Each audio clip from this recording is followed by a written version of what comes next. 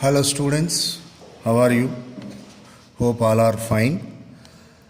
Now we continue with the past lecture of operation research.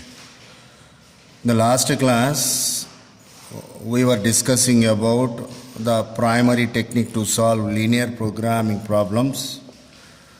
What is that? The graphical method. Through the graph, if you solve the given LPP, you call that graphical method. And yesterday we discussed what are the basic steps to solve the given linear programming problem by means of a graph. What are those? The first step is equate the given inequalities into equations.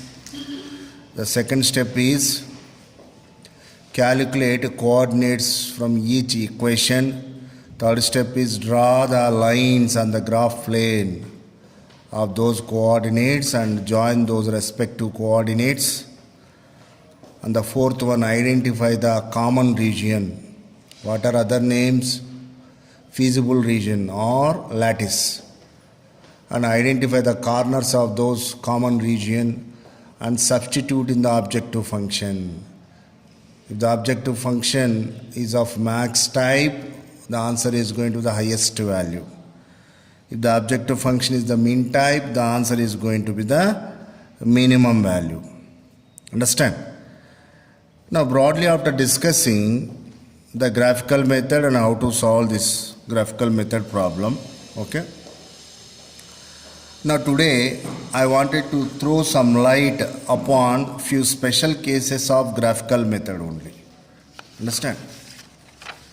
Suppose that, okay, the given problem is of what you call minimization and having what you call the constraints, and I am giving one problem, all of you observe carefully. These are all called special type of problems. Now let us take this problem, okay. So let us take this problem. So max z, that is equal to, okay, 6x1 plus x2, okay, subject to conditions 2x1 plus x2 greater than or equal to 3. Next, x2 minus x1 greater than or equal to 0. Now x1 comma x2 both are greater than or equal to 0. And you know very well this is the LPP. Understand why? Objective function is there, constraints part is there, non-negativity restriction is there. You know very well how to draw the graph for this problem. What are the steps? Equate the given inequalities into equations. That means simply put is equal to. And what you get? You will get the coordinates. And if you draw the coordinates on a graph paper, and you will be having what you call the solution like this. You will be having the solution like this. Now the shaded region will be all these things. Just practically check in the graph paper at home, okay. Arrow marks are upward. This is line 1, let us suppose this is line 2. Why? Because the original form of the constraints are greater than or equal to. Yesterday I was explaining you all. Pointing out the arrow mark is very, very important to locate the common region. So less than or equal to means the arrow mark should point out the origin towards 0. Greater than or equal to means the arrow mark should point out opposite to the origin. Okay. Now both are greater than or equal to, hence the arrow mark I pointed towards what you call opposite direction. Now I provided even shading also. Now what is the common region now?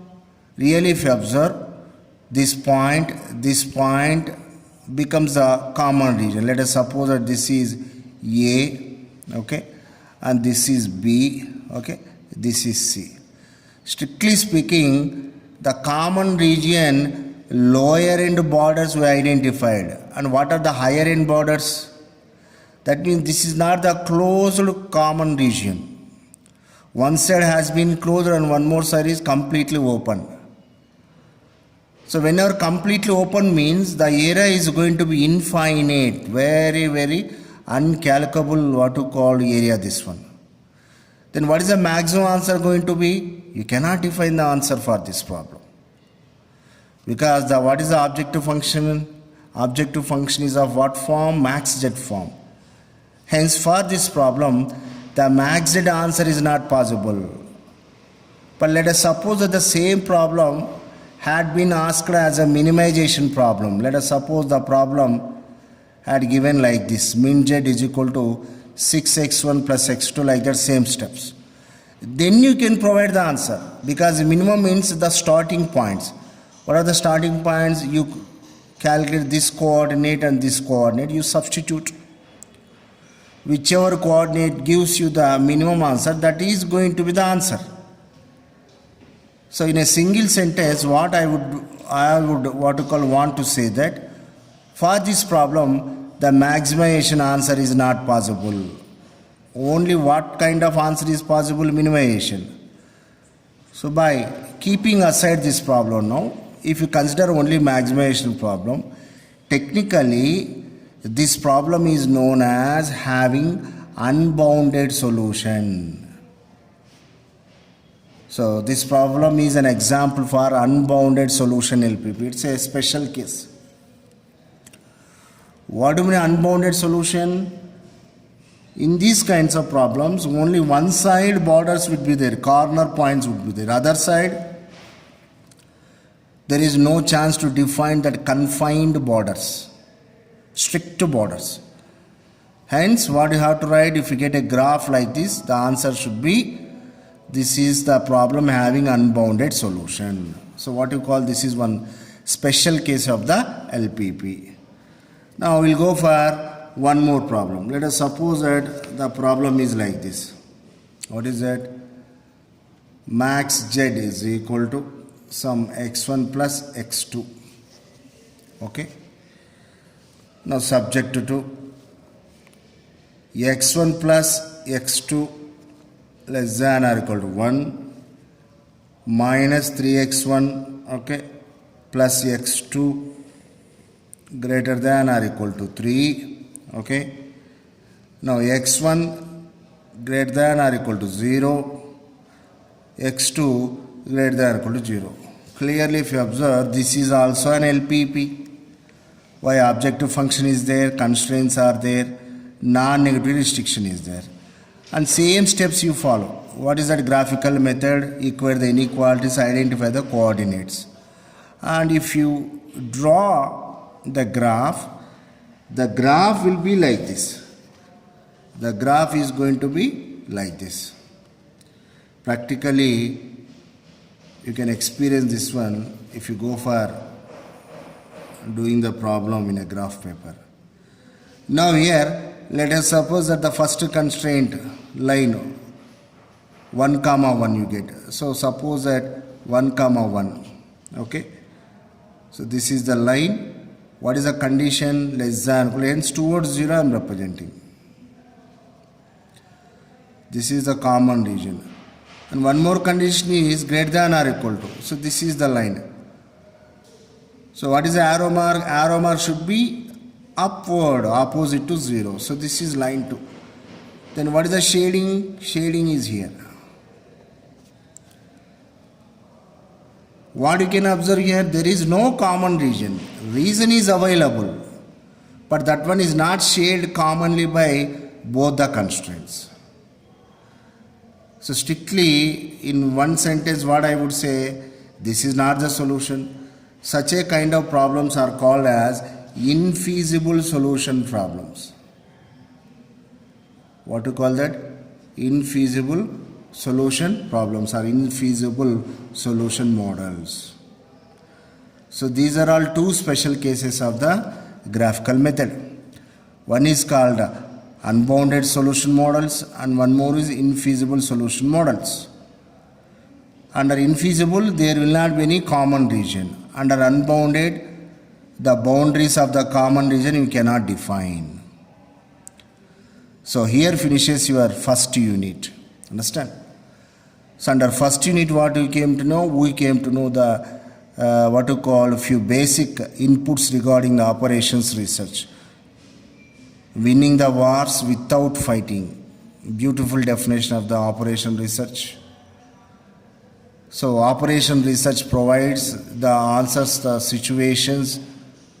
What answers? Bad answers. Otherwise, you can have what to call worse answers. Such a way, you came to know what even a war. Under war, we came to know the first basic what to call method, linear programming problem. So those linear programming problems can be solved by two methods.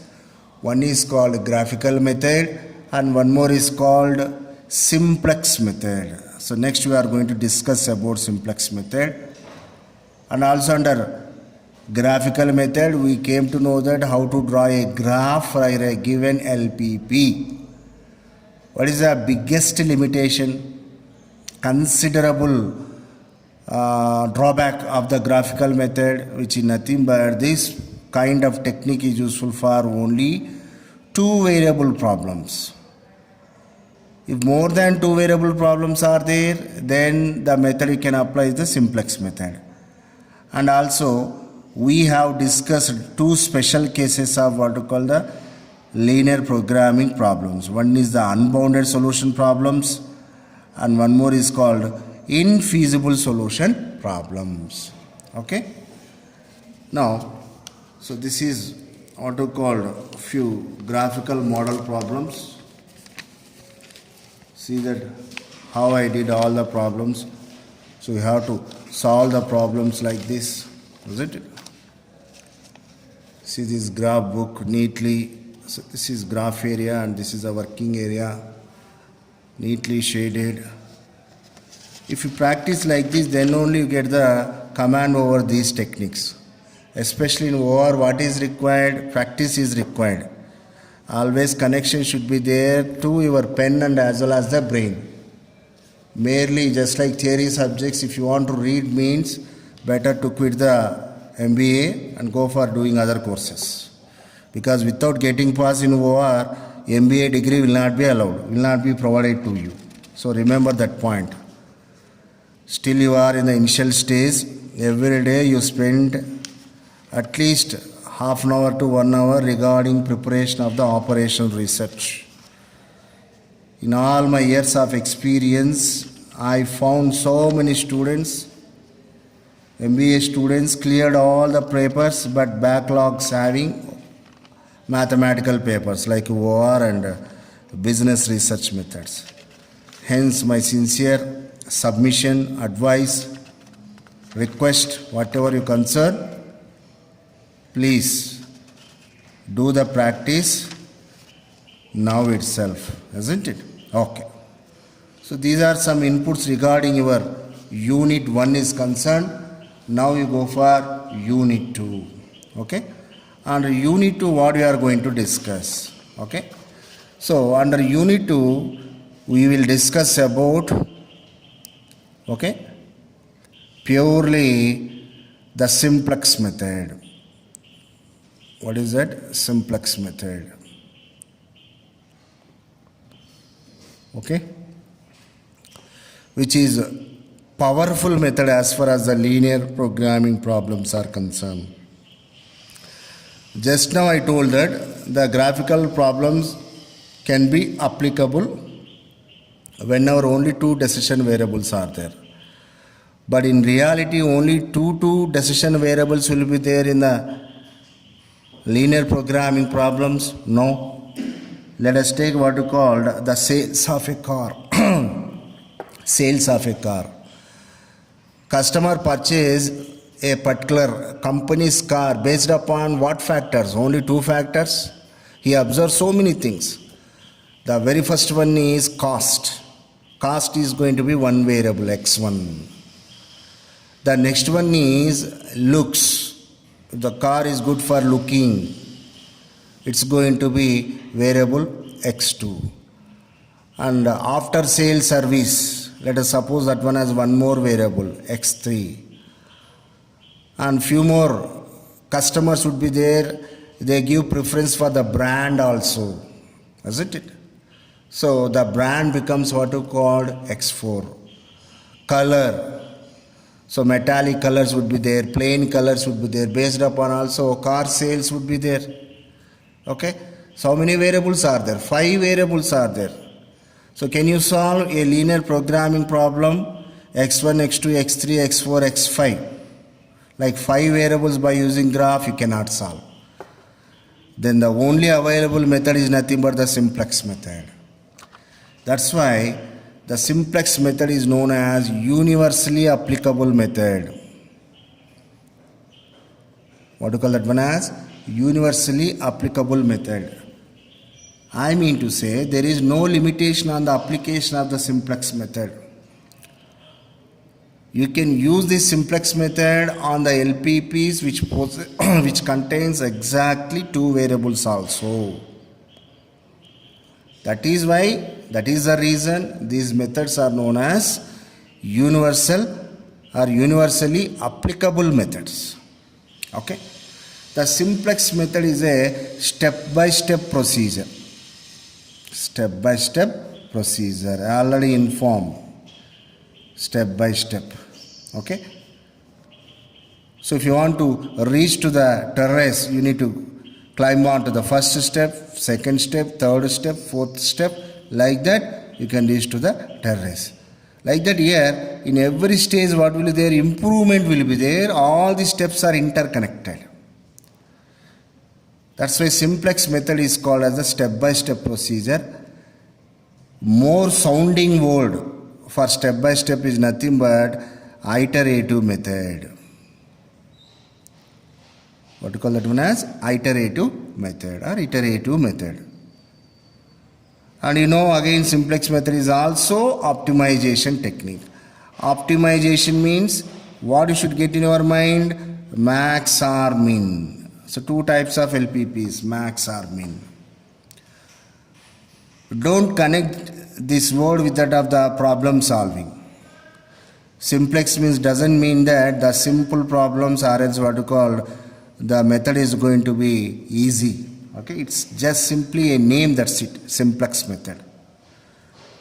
Developed by the British Army man George Danjing. What is his name? George Danjing. In the year which matches to our independence year also, what is that? 1947. Okay. But remember that to get command over this simplex method, the only solution in all my years of experience, I can tell you, practice. Practice, practice. Practice makes man perfect. That's it. Okay? That's why from this class onwards, you have to be very, very careful. You take pen and paper, whatever you see, you put on the paper, practice it. Now I am starting simplex method. Okay? Now, before understanding simplex method, you have to understand 2 very, very important basic definitions. The first definition is slack variable. Slack variable. The second one is surplus variable. Surplus variable. Very, very important. Let us suppose that here a problem is like this. Min z is equal to 3x1 plus 4x2. Subject to 8x1 plus 5x2 less than or equal to 15.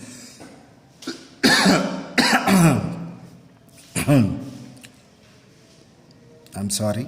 3x1 plus 6x2 less than or equal to 17. x1 comma x2 both are greater than or equal to 0. A problem is given to you. Okay. Now already you know you can solve this problem by means of graphical method, the procedure you know.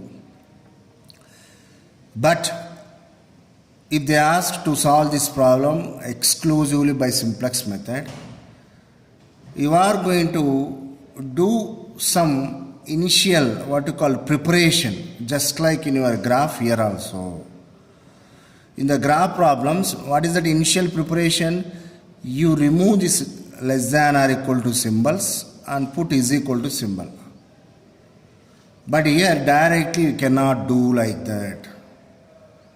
Then what is the next alternative? You are going to substitute two variety kinds of variables, special variables. One is called slack variable and one more is called surplus variable. Now I am defining what is a slack variable. A slack variable is a variable which is added to the constraints if the constraints are of what you call less than or equal to type. Be careful. Slack variables are those variables which are added to the constraints of what form? Less than or equal to form. Okay. Now all of you look at here. What happens to these conditions, constraints? 8x1, okay, plus 5x2, okay. Now this is less than or equal to. So we need to add something. Add, how do you denote that? Plus. And that unknown variable from now onwards, remember that we represent by means of s. And this is the first constraint, that to first unknown variable. That too we are calling as S1. Now it becomes 15. So directly, just like graphical method, if I put is equal to, the simplex method cannot be applied. But to put the inequalities into equations, we need to add something if that one is a slack variable. Next we will discuss what is a surplus. And here also, okay. Now let us suppose that what happens, again the condition is less than or equal to. Here also what I am doing, 3x1 plus 6x2, okay. Now here what happens, plus this is the second constraint, that's why what I put here s2, now it becomes 17. These added variables are called as the slack variables. Actually, how to understand whether to add or whether to subtract based upon the constraints. If the constraints are of less than or equal to, you add some unknown variable. That unknown variable is called slack variable. So how many slack variables are there? S1 and S2. Let us take one more problem. Max z is equal to 4x1 plus 6x2 subject to 3x1 plus 2x2 greater than or equal to 5, x1 plus 10x2 greater than or equal to 20, x1 comma x2 greater than or equal to 0. Now, just now we came to know what is a slack variable. Quite opposite to slack variables, surplus variables. So under slack variables, what you are doing? You are adding. Quite opposite operation you perform under surplus variable. Same definition. Then how do you define a surplus variable? A surplus variable is a variable which is involved in the constraints part of the LPP whenever the constraints are of what form? Greater than or equal to. So again I am repeating the definition. Surplus variables are those variables which are involved in the constraints part of the LPP whenever the constraints are of what type? Greater than or equal to. Okay. But here what is the operation here? Subtraction. Now be careful, all of you observe what happens here, 3x1 plus 2x2, because the condition is greater than or equal to. Hence I am subtracting some unknown variable. This is a new problem, don't confuse. Again, this name is also I am giving as S1, okay. Now what happens to the constraint? It becomes is equal to now. Now again, 3, what is that? x1 plus 10x2 again greater than or equal to, hence minus second one s2. Okay, now what is that? This becomes 20.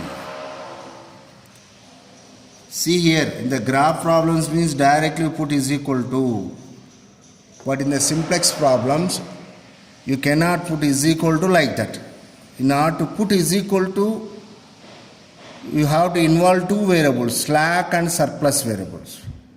Slack variable means adding variables, plus, and the surplus variables are subtracted variables. What is that? Subtracted variables. Adding, and this one is subtraction. Then afterwards you can apply what you called the simplex method. So today what we learn? We learn two very important definitions of simplex method. One is called slack variable and one more is called surplus variable. What do you mean by slack variable? A slack variable is a variable which is added to the constraints if they are less than or equal to type. Surplus variables are those variables which are subtracted from the constraint if those are greater than or equal. That's all. Now I will give one more example. All of you observe here. A problem is like this. Okay.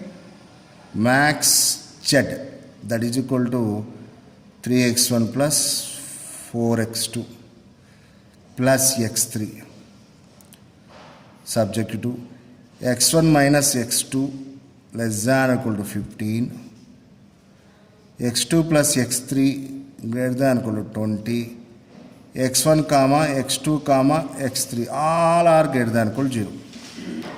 You know very well this is LPP because objective function constrains non-negativity.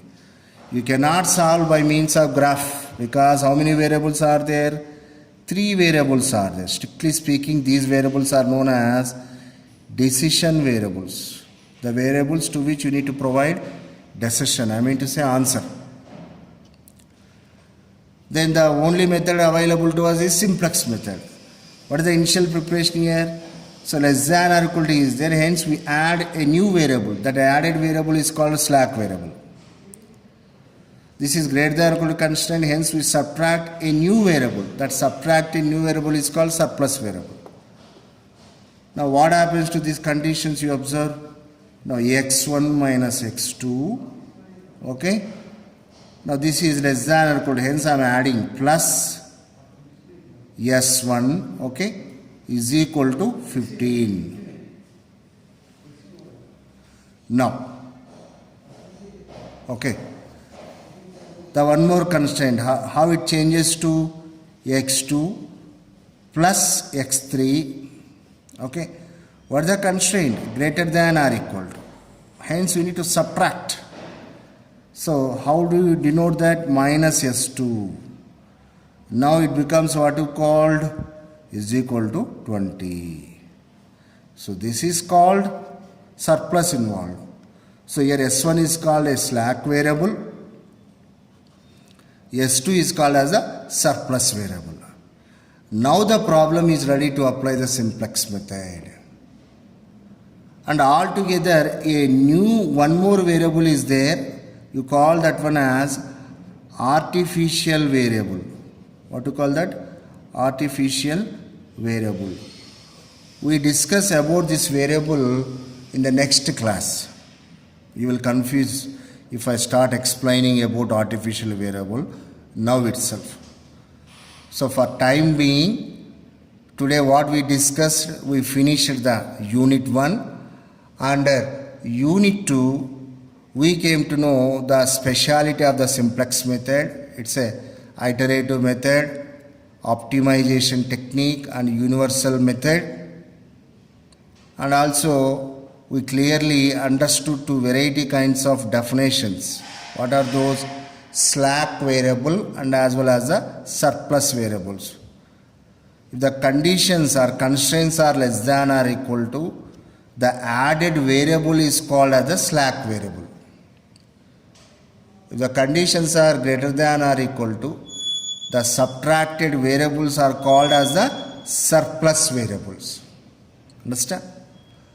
So here I end the lecture and have a nice day. Thank you so much. I sincerely request you finish preparation of the topics then and there only, now itself. Don't postpone. Okay? Thank you so much.